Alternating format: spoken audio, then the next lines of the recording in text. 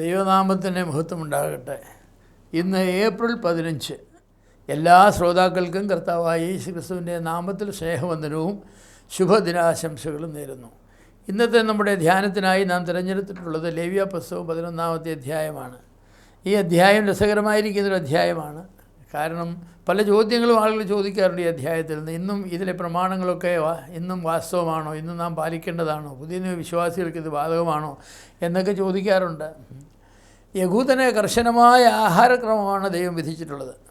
പ്രമാണം വെച്ച് അളക്കുമ്പോൾ ശരിയായത് മാത്രം തിന്നാം. ഗുണവും സ്വാദും ഒരിക്കലും പ്രമാണമായിരിക്കുകയില്ല. ശുദ്ധമെന്നും അശുദ്ധമെന്നും എല്ലാ ജന്തുക്കളെയും എല്ലാ ആഹാരസാധനങ്ങളെയും രണ്ടായിട്ട് ദൈവം അങ്ങ് തിരിച്ചു. ഇത് ശുദ്ധമാണ്, അത് അശുദ്ധമാണ്. ശുദ്ധമായത് മാത്രമേ നിങ്ങൾക്ക് ഭക്ഷിക്കാനായിട്ട് കാര്യം. അതിന് ന്യായമായിട്ട് പറഞ്ഞ് യഹോവയായി ഞാൻ വിശുദ്ധനാകിയാൽ നിങ്ങൾ വിശുദ്ധരായിരിക്കുമെന്നാണ്. ഇന്ന ആഹാരങ്ങൾ കഴിക്കരുത്, ഇന്ന ജന്തുക്കൾ അശുദ്ധമാണെന്ന് പറഞ്ഞിട്ട് യഹോവയായി ഞാൻ വിശുദ്ധനാകുന്നു. അതുപോലെ അവരുടെ ഇന്ന കാര്യങ്ങൾ ചെയ്യരുത്, യഹോവയായി ഞാൻ വിശുദ്ധനാകുന്നു, യഹോവയായി ഞാൻ വിശുദ്ധനാകുന്നു, നിങ്ങൾ അശുദ്ധി കാണിക്കരുത് എന്നുള്ള കാര്യമാണ്. യഹോവയുടെ വിശുദ്ധിയെ മനസ്സിലാക്കിക്കൊണ്ടും ഉൾക്കൊണ്ടുകൊണ്ടും ലേവ്യ പൗരോഹിത്യം പ്രവർത്തിക്കണമെന്നാണ് ഈ അധ്യായത്തിൽ പ്രധാനമായിട്ടും പറഞ്ഞിട്ടുള്ളത്. ദൈവത്തിൻ്റെ വിശുദ്ധിയെ മനസ്സിലാക്കി അതിനെ ഉൾക്കൊണ്ടുകൊണ്ട് വേണം ലേവ്യ പുരോഹിതന്മാർ എല്ലാ കാര്യങ്ങളും, ആഹാരം കഴിക്കുന്നതും വസ്ത്രം ധരിക്കുന്നതും മറ്റെന്തെല്ലാം കാര്യങ്ങൾ അവരുടെ ജീവിതത്തിൽ ചെയ്യുമോ അതെല്ലാം ചെയ്യുവാനായിട്ട്. അത് നമുക്കും ഒരു പാഠമാണ്. നമ്മുടെ ദൈവം വിശുദ്ധനാണ്. നാം പുതിയ നിയമ പുരോഹിതന്മാരാണ്, വിശുദ്ധ ജാതിയാണ്, വിശുദ്ധ വംശമാണ് എന്നുള്ളതായിരിക്കുന്ന യാഥാർത്ഥ്യങ്ങൾ പൂർണ്ണമായി ഉൾക്കൊണ്ടുകൊണ്ട് വേണം നാം സംസാരിക്കുവാനും ഇരിക്കുവാനും നിൽക്കുവാനും പോകുവാനും കഴിക്കുവാനും കുടിക്കുവാനും ധരിക്കുവാനും എല്ലാ കാര്യങ്ങളും ചെയ്യാനായിട്ട്. അതൊരിക്കലും മറക്കരുതാത്തൊരു സത്യമാണെന്നാണ് ഈ അധ്യായം വായിക്കുന്നത്. കാരണം വിശ്വാസികൾ വിശുദ്ധരായിരിക്കണം, വിശുദ്ധി ജീവിതമുദ്രയാകണം. എന്ത് ചെയ്യുമ്പോഴും വിശുദ്ധിയെക്കുറിച്ചുള്ള ബോധം വേണം. ചോദ്യം ചെയ്യാതെ എന്തെങ്കിലും സ്വീകരിക്കുന്ന പ്രകൃതി അനുവദനീയമല്ല. ഇന്നിപ്പോൾ വയറ്റിലേക്ക് ചെയ്യുന്ന കാര്യങ്ങളല്ല നമ്മളെ അശുദ്ധരാക്കുന്നതെന്ന് കർത്താവ് പറഞ്ഞു. മർക്കോസിന്റെ സുവിശേഷം 7-ാം അധ്യായത്തിലൊക്കെ കാര്യം പറഞ്ഞു. മനുഷ്യൻ്റെ ഉള്ളിൽ നിന്ന് വരുന്നതാണ് അവനെ അശുദ്ധനാക്കുന്നത്, ഉള്ളിലേക്ക് ചെല്ലുന്നതല്ലെന്ന്. ശരിയാണ്.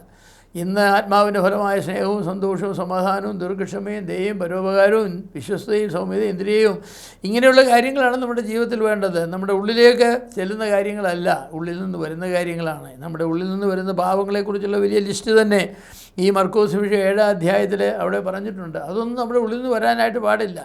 ഇന്നതുകൊണ്ട് നാം എന്ത് ഭക്ഷിക്കുന്നു എന്ത് ഭക്ഷിക്കാതിരിക്കുന്നു എന്നുള്ളത് നമ്മുടെ വിശുദ്ധിയെ ബാധിക്കുന്നതല്ല. ബാധിക്കുന്നതാണ് സുബോധം കെടുത്തുന്ന ആഹാരങ്ങളൊന്നും ഭക്ഷിക്കാൻ നമുക്ക് അനുവാദമില്ല. വീഞ്ഞ് കുടിച്ച് മത്തരാകരുത് എന്നുള്ളത് വീഞ്ഞിനെക്കുറിച്ച് മാത്രം പറയുന്നതല്ല.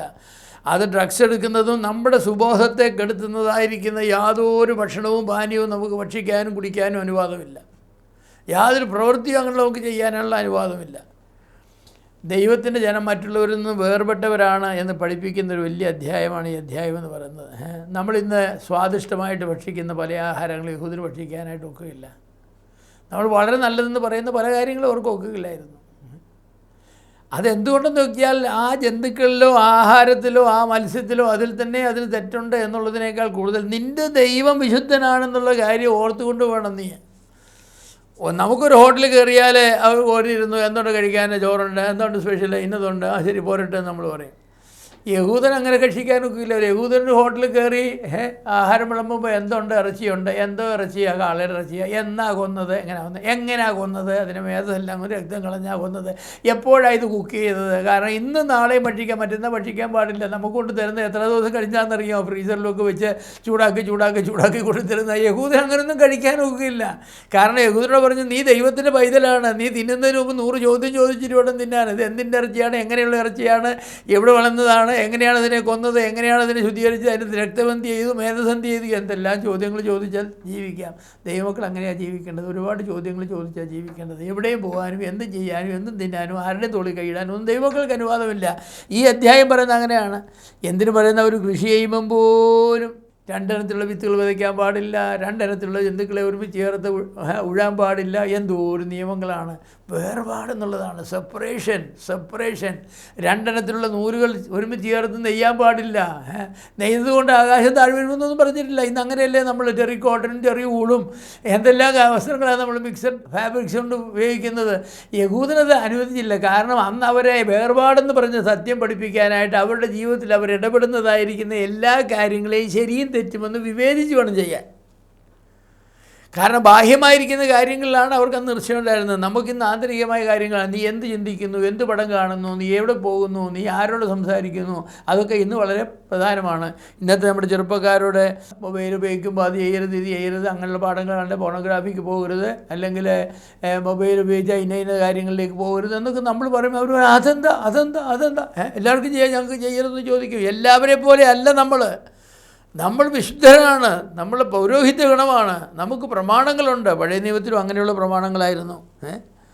അവർക്ക് എന്തും ധരിക്കാനൊക്കെയില്ല. നല്ല നാദൻ ടെറിവൂള് അല്ലെങ്കിൽ ടെറിക്കോട്ടൺ എന്നൊക്കെ പറയില്ലേ ഓരോരോ കാര്യങ്ങൾ, അതൊക്കെ നല്ല മിനുസമുള്ളത്. പുരോഹിതമൊക്കെ ഇല്ല, അവന് കോട്ടനൊക്കെ ധരിക്കാം. വേർപ്പിക്കുന്ന ഒരു വസ്ത്രം ധരിക്കാൻ പാടില്ലെന്ന് പുരോഹിതനോട് പറഞ്ഞത്. വേർപ്പിക്കുന്ന ഒരു നീ ദൈവത്തിനെ നീക്കുമ്പോൾ അല്ലെങ്കിൽ വേർക്കും. ഈ വസ്ത്രത്തിന് ചൂടുള്ള വസ്ത്രമാണ്, വേർക്കും. നിൻ്റെ ധൈര്യം വേർക്കാൻ പാടില്ല, വേർപ്പ് മാറും. വേർപ്പെന്ന് പറയാൻ ഉള്ളിൽ നിന്ന് പുറത്തേക്ക് വരുന്ന ഒരു സാധനമാണ്. അതൊന്നും ദൈവം അനുവദിക്കുന്നില്ല. അങ്ങനെയുള്ളതൊന്നും ദൈവം അനുവദിക്കുന്നില്ല. ദൈവം വളരെ നിഷ്ഠയോടാണ് ദൈവജനത്തോട് പറഞ്ഞത്. അപ്പോൾ പുതിയ വിശ്വാസികൾക്ക് അവരുടെ വിശുദ്ധിക്ക് ആധാരമായി ദൈവം നൽകിയിട്ടുള്ളത് എന്ത് തിന്നും, എന്ത് കുടിക്കും, എന്ത് ധരിക്കും എന്നുള്ള കാര്യങ്ങളല്ല. എന്ത് നീ ചിന്തിക്കുന്നു, എന്ത് നീ സംസാരിക്കുന്നു, എവിടെ നീ പോകുന്നു, ആരുമായിട്ട് നീ കൂട്ടായ്മ പുലർത്തുന്നു, അങ്ങനെയുള്ള കാര്യങ്ങളാണ്. അപ്പോൾ ഈ വിധ കാര്യങ്ങളെക്കുറിച്ച് പറഞ്ഞിട്ടുള്ളത് നിങ്ങളെ ആരും വിധിക്കരുതെന്നാണ്. പൗലോസ് ആരും നിങ്ങളെ ആഹാരം സംബന്ധിച്ചോ അങ്ങനെയുള്ള കാര്യങ്ങളെ സംബന്ധിച്ചോ ആരും നിങ്ങളെ വിധിക്കരുത്. പത്രോസിന് ദൈവം നൽകിയതായിരിക്കും ദർശനത്തിൽ സകലവിധ ജന്തുക്കളും ഉണ്ടായിരുന്നതിൻ്റെ അത് എഴുന്നേറ്റ് അറുത്ത് തിന്നുക പറഞ്ഞത്. എന്നിട്ട് പറഞ്ഞ് ദൈവം ശുദ്ധീകരിച്ചതിന് എന്ന് പറഞ്ഞാൽ ആഹാരപാനീയങ്ങളെ സംബന്ധിച്ചോ ജന്തുക്കളെ സംബന്ധിച്ചോ ഉള്ള നിഷ്ഠകളിൽ നിന്ന് നമ്മളെ വിടുവിച്ചിരിക്കുന്നു. അതിന് പകരം നമുക്ക് തന്നിരിക്കുന്ന അതിനേക്കാൾ ഉന്നതമായതാണ്. നീ എന്ത് ചിന്തിക്കുന്നു, നീ എന്ത് നോക്കുന്നു, നീ എന്ത് കാണുന്നു, നിൻ്റെ മനസ്സിലൂടെ പോകുന്ന ചിന്തകൾ എന്താണ്, നീ എന്ത് വായിക്കുന്നു, ഇതൊക്കെയാണ് ഇന്നത്തെ വിശുദ്ധിയുടെ മാനദണ്ഡമായിട്ട് പറഞ്ഞിരിക്കുന്നത്. അതുകൊണ്ട് പഴയ നിയമ പുരോഹിതന്മാരെ പോലെ നമുക്കും വേർപാടിൻ്റെ സത്യങ്ങളുണ്ട്. പക്ഷേ അവർ വേർപാട് പാലിച്ചത് ഭൗതിക കാര്യങ്ങളിലാണെങ്കിൽ നാം ഇന്ന് വേർപാട് പാലിക്കുന്നത് ആത്മീയമായ കാര്യങ്ങളിലാണ്. അവരുടെ ശരീരം ശുദ്ധമായിരിക്കത്തക്കവണ്ണമാണ് കാര്യങ്ങളെല്ലാം ചെയ്തത്. നമ്മുടെ ഹൃദയം ശുദ്ധമായിരിക്കത്തക്കവണ്ണമാണ് ഇന്നത്തെ വേർപാടിൻ്റെ പ്രമാണങ്ങളെല്ലാം. ഞാൻ വിശുദ്ധനായിരിക്കുക, നിങ്ങൾ വിശുദ്ധരായിരിക്കണം എന്നുള്ളത് അവിടെ ഇവിടെ ഒരുപോലെ ബാധകമാണ്. എന്നാൽ വെളിപ്പാടുകളെ പൂർണ്ണമാകാതിരുന്ന കാലഘട്ടത്തിൽ പുതിയ നിയമവർക്കുണ്ടായിരുന്നില്ലല്ലോ. അപ്പോൾ ആ കാലഘട്ടങ്ങളിൽ ദൈവം അവരെ പഠിപ്പിച്ചത് കുഞ്ഞുങ്ങളെ പഠിപ്പിക്കുന്ന പോലെയാണ്. കുഞ്ഞുങ്ങളെ വിലയേറിയ സത്യങ്ങളൊന്നും പഠിപ്പിക്കാനൊക്കെയില്ല.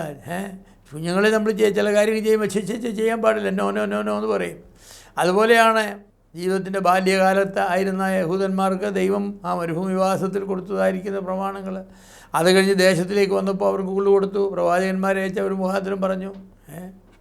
അപ്പോൾ ഇന്നും നമുക്കങ്ങനെ ഇതൊക്കെ ബാധകമാണ് എൻ്റെ പ്രിയമുള്ളവരെ. അതുകൊണ്ട് ദൈവത്തിൻ്റെ വിശുദ്ധന്മാരെന്നുള്ള നിലയിൽ വിശുദ്ധി പാലിച്ചുകൊണ്ട് വേർപാട് പാലിച്ചുകൊണ്ട് നമുക്ക് ജീവിക്കാം. അതിന് ദൈവം നമ്മെ സഹായിക്കട്ടെ.